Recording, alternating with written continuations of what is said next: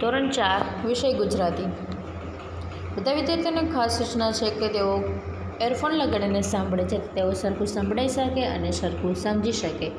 હવે એમાં આપણે પૂરક વાચન આપેલું છે ગુજરાતીમાં, એમાં પાઠ નંબર 2 છે કસ્તુરબા। તો એમાં આપણે જોઈએ તો કસ્તુરબા છે એને આપણે ઓળખીએ તો આપણે પહેલાં તો આપણે ગાંધીજી જ યાદ આવે, અને જેમ ગાંધીજી યાદ આવે એટલે આપણે કસ્તુરબાનું નામ પણ યાદ આવી જાય છે। કસ્તુરબા છે એ ગાંધીજીના પત્ની હતા। તો ગાંધીજીને આપણે બાપુના વહાલસોયા નામથી યાદ કરીએ છીએ। આપણે ગાંધીજી છીએ એને આપણે ગાંધી બાપુ કહીએ છીએ। તો કસ્તુરબાનું નામ આવતા આપણા મુખમાંથી અમારા બા એવો ઉદ્ગાર ઉમળકા સાથે નીકળે છે।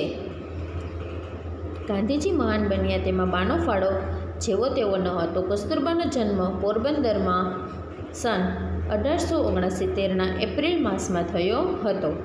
પિતાનું નામ ગોકુલદાસ અને માતાનું નામ વ્રજકુંવર હતું।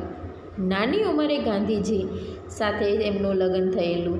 બહુ ઓછા ભણેલા પણ ઘણા જાણકાર, સમજુ અને સુશીલ। ગાંધીજીની નાની મોટી બધી વાતમાં તેમને સાથ આપી અને બધી લડતોમાં એ હંમેશા મોખરે રહ્યા હતા। તો ગાંધીજીએ જે લડત કરી આપણે ભારત માટે, એમાં કસ્તુરબાએ પણ તેનો સાથ દીધો હતો। એમનો કસ્તુરબા છે એનો જન્મ પણ પોરબંદરમાં જ થયો હતો। 1869માં એપ્રિલ મહિનામાં થયો હતો। એના પિતાનું નામ ગોકુલદાસ અને માતાનું નામ વ્રજકુંવર હતું। અને જ્યારે કસ્તુરબા નાના હતા ત્યારે જ એમના ગાંધીજી સાથે લગ્ન થયેલા હતા। કસ્તુરબા છે એ વધારે ભણેલા હતા નહીં, પરંતુ બધી વસ્તુ જાણકાર હતા અને સમજુ અને સુશીલ હતા। એની શરૂઆત થઈ ત્યારે આફ્રિકાથી ગાંધીજીએ સત્યાગ્રહ લડત ઉપાડી, એમાં સ્ત્રીઓને જોડાવાનું વિચાર્યું। કસ્તુરબાએ પહેલ કરી। આ નાનું સૂનું પગલું ન હતું। તો પહેલાંના જમાનામાં છે તો કે તો સ્ત્રીઓને એટલી બધી બહાર ના નીકળવા દેતા, સ્ત્રીઓને પડદા પાછળ રાખતા।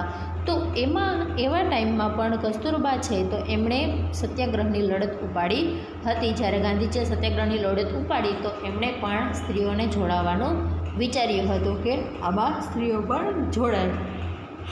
બા જેલમાં તો ગયા, પણ એમણે બીજાના હાથનું રાંધેલું ખાવાની ના પાડી। જો ફળ મળે તો જ ખાઓ, નહીં તો ભૂખે દહે પણ પડે તો ભલે, એવો પોતાનો નિશ્ચય એમણે સત્તાવાળા અને જણાવ્યો। જેને સત્તાવાળા મક્કમ રહ્યા। 1 દિવસ, 2 દિવસ, 3 દિવસ એમ બાના નકોરડા ઉપવાસ શરૂ થઈ ગયા। જેલવાળા ઢીલા પડી ગયા। 5 દિવસ અને બાને થોડાક ફળ આપ્યા, એટલામાંથી પેટ પૂરું ભરાય એમ ન હતું, પણ બાએ ચલાવી લીધું। આ રીતે 3 મહિનાનું સખત તપ કરીને બા જ્યારે જેલમાંથી છૂટ્યા ત્યારે હાડપિંજર જેવા બની ગયા હતા। અને આવા હતા ટેકીલા અને ધર્મપ્રયાણ આપણા કસ્તુરબા। તો આપણા કસ્તુરબા છે તો એને એવો નિર્ણય લીધો હતો કે ગમે એ થાય પણ બીજાના હાથનું રાંધેલું, બીજાએ જે રાંધેલું હોય એ ખાવાનું નહીં, પોતે જાતે રાંધી અને જમતા। તો જે એ જેલમાં ગયા તો ત્યાં તો જેલમાં અંગ્રેજોનું શાસન હતું, એટલે ત્યાં અંગ્રેજો હતા તો એમણે પણ કાંઈ બાને ખાવા આપ્યું નહીં। અને કેટલા દિવસ થઈ ગયા પછી એને થોડાક ફળ આપ્યા। આપણે ઝાઝા દિવસથી કંઈ ખાધું હોય ને તો પછી ભૂખ જોરદાર લાગી હોય તો એટલા ફળમાં કાંઈ પેટ ભરાય નહીં। છતાં પણ બાઈએ કાંઈ કીધું નહીં અને ચલાવી લીધું કે કાંઈ વાંધો નહીં। પછી 3 મહિના સુધી એને આકરું તપ કર્યું કે એ કાંઈ પણ ખાતા નહીં, ખાલી ફળ ફૂલ જ્યારે કોઈ આપે ત્યારે જ ખાતા। અને એ જ્યારે જેલમાંથી બહાર નીકળ્યા, હવે કાંઈ ખાધું પીધું ન હોય એટલે આપણું શરીર છે એ કંઈ કામ કરે નહીં અને આપણે સુકાવવા માંડીએ, એટલે કે હાડપિંજર આપણા હાડકાં દેખાવવા માંડે। તો બાના હાડકાં પણ એવા થઈ ગયા હતા। એવા એ ટેકીલા કે કાંઈ ખાવા ના મળે પણ છે એની ટેક લીધેલી હતી એ એમને એમ રાખતા। આફ્રિકાથી દેશમાં આવ્યા પછી ગાંધીજીએ સાબરમતી નદીને કાંઠે સત્યાગ્રહનો આશ્રમ સ્થાપ્યો। આજે એ સાબરમતી આશ્રમના નામે ઓળખાય છે। તે વખતે ત્યાં આશ્રમના માણસો સિવાય કોઈ વસ્તી ન હતી, ન મકાન, પણ 2-3 આશ્રમ થોડેક દૂર એક મકાનને કેટલાક મજૂરો આશ્રમનું કામ કરતા હતા। પણ એક દિવસ ત્યાં ચોર આવ્યા ને મજૂરોને મારી અને જે કંઈ હાથવાર આવ્યું તે લઈને ભાગી ગયા। આથી મજૂરો ગભરાઈ ગયા તે કામ કરવાની આનાકાની કરવા લાગ્યા. ગાંધીજીએ આશ્રમના લોકોને કામ સંભાળી લેવા સૂચવ્યું. બાઈએ બાપુજીની બોલ ઉપાડી લીધા. તે ડરામણી જગ્યાએ બા ગયા. બાને શું કામ આપવું એની મૂંઝવણ તેને વ્યવસ્થાપકને થઈ. બાએ કહ્યું કે કેમ કામ નથી બતાવતા? ગાયો માટે ગવાર નથી ભરડવાના? અને તેમને ઘંટીનો કબજો લઈ લીધો.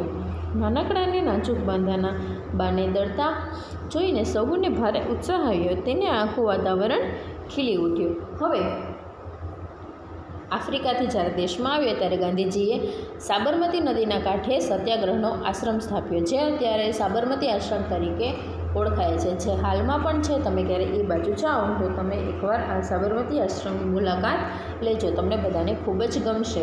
તો એ આશ્રમમાં એ વખતે ત્યાંના માણસો સિવાય અત્યારે તો ઘણી બધી વસ્તી થઈ ગઈ, પરંતુ જ્યારે આ સત્યાગ્રહનો સ્થાપ્યું હતું ત્યારે ત્યાં કોઈ આજુબાજુમાં રહેતું ન હતું અને મકાન પણ 2 કે 3 જ હતા. આશ્રમમાંથી થોડાક દૂર મકાનના કેટલાક મજૂરો આશ્રમનું કામ કરતા હતા, એટલે કે જે આશ્રમ હતો તો એનું કામ કરવા હતા.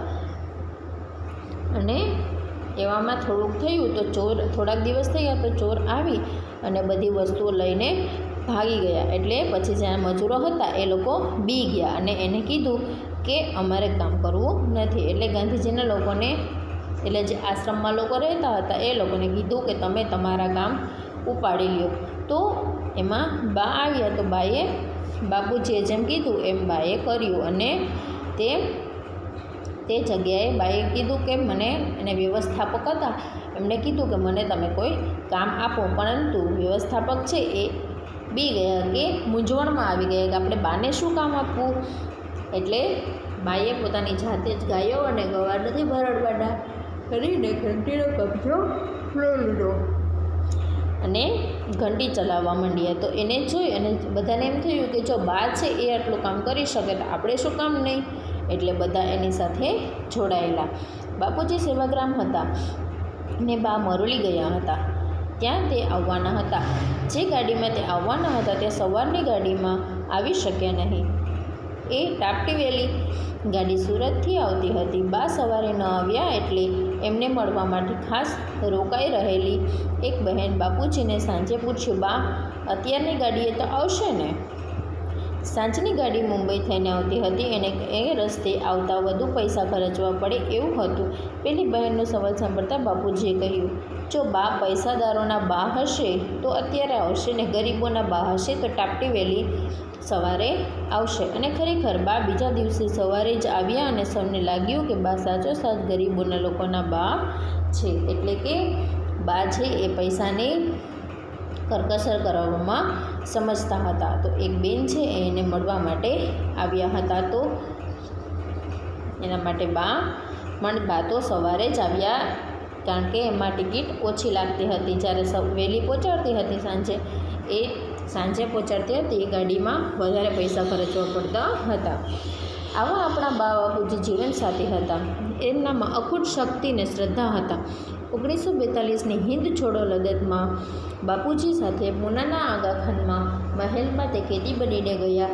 ત્યાં જ 22 ફેબ્રુઆરી 1944ના રોજ તેમને દેહ પડ્યો. આજે એ સ્થળ ભારતનું એક પવિત્ર તીર્થ બન્યું છે. તો હવે બાપુજીની બધી જ લડતમાં એમનો પૂરેપૂરો સાથ આપતા હતા અને જ્યારે એ હિન્દ છોડો લડત કરી ત્યારે બાપુજીની સાથે એ પૂનાના આગાખાનના મહેલમાં કેદી બનીને રહ્યા હતા. એટલે કે ત્યાં એને જેલમાં પૂરી દેવામાં આવ્યા હતા અને ત્યાં જ 22મી ફેબ્રુઆરી ઈસવીસન 1944ના રોજ તેઓ ત્યાં અવસાન પામ્યા. એટલે કે ત્યાં એનું દેહાંત થઈ ગયો અને હવે જે એ સ્થળ છે જ્યાં એ ગુજરી ગયા હતા, અવસાન પામ્યા હતા, એ સ્થળને એક પવિત્ર તીર્થ માનવામાં આવે છે. તો આપણા કસ્તુરબા છે એ કેટલા મહેનતુ હતા અને કેટલા ગાંધીજીને મદદરૂપ થવાની કોશિશ કરતા હતા. હવે તમને આના પ્રશ્ન જવાબ છે એ તમારી સ્વદેય પોથીમાં લખવાના છે, જેના તમને ફોટા છે એ તમારી વોટ્સઅપ ગ્રુપમાં તમને મોકલવામાં આવશે, જેની બધાએ ખાસ નોંધ લેવી અને પ્રશ્ન જવાબ તમારે પાકા કરવાના છે અને યાદ રાખવાના છે.